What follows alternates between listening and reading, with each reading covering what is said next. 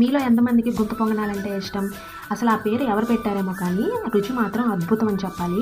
టేస్ట్‌లో దోసలే వేరే లెవెల్ అనుకుంటే ఇవి వాటికంటే మించిపోయాయి టేస్ట్‌లో. మా ఇంట్లో దోసల పిండి వేశానంటే చాలు, ఉదయం దోసలు, సాయంత్రం గుంత పొంగనాలు వేయాల్సిందే.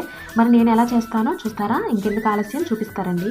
దీనికి సపరేట్ పిండి అయితే ఏముండదు, దోస పిండితోనే వేస్తాను నేనైతే. దీంట్లోకి సన్నగా తరిగిన ఉల్లి ముక్కలు, క్యారెట్ తురుము, పచ్చిమిర్చి, కొత్తిమీర, సాల్ట్, జీలకర్ర వేసి ఒకసారి కలిపి పెట్టుకోవాలి. దీంట్లోకి ఒక స్పెషల్ ఐటమ్ అయితే వేస్తున్నాను. మీరు ఇంతకుముందు ఎప్పుడు వేసి ఉండరు, నేను అలవాటు చేసుకున్నాను వేరే వాళ్ళ దగ్గర చూసి. అది కూడా మా ఆడపడుచు దగ్గర నేర్చుకున్నాను అనమాట. ఎగ్ లేకుండా మిగతావన్నీ వేస్ట్ చేసేదాన్ని అంతకుముందు, కానీ ఎగ్ వేస్ట్ చేస్తుంటే టేస్ట్ కొత్తగా నచ్చింది మా ఇంట్లో వాళ్ళందరికీ. అందుకే ఎగ్ వేయడం అలవాటు అయిపోయింది. గుంత పొంగనాలు పెనం వేడెక్కగానే ఆయిల్ వేసి ఈ పిండిని వేసేసుకొని మూత పెట్టేస్తే సరి. ఒక పక్క కాలిన వెంటనే ఇంకో పక్కకు తిప్పేసుకొని తీసేసుకోవాలి. దీంట్లోకి టమాటా పచ్చిమిర్చి చట్నీ అయితే చాలా బాగుంటుంది. మా వాళ్ళు ఈ పూటకి ఉదయం మిగిలిన చట్నీతో సరిపెట్టుకుంటా అన్నారు.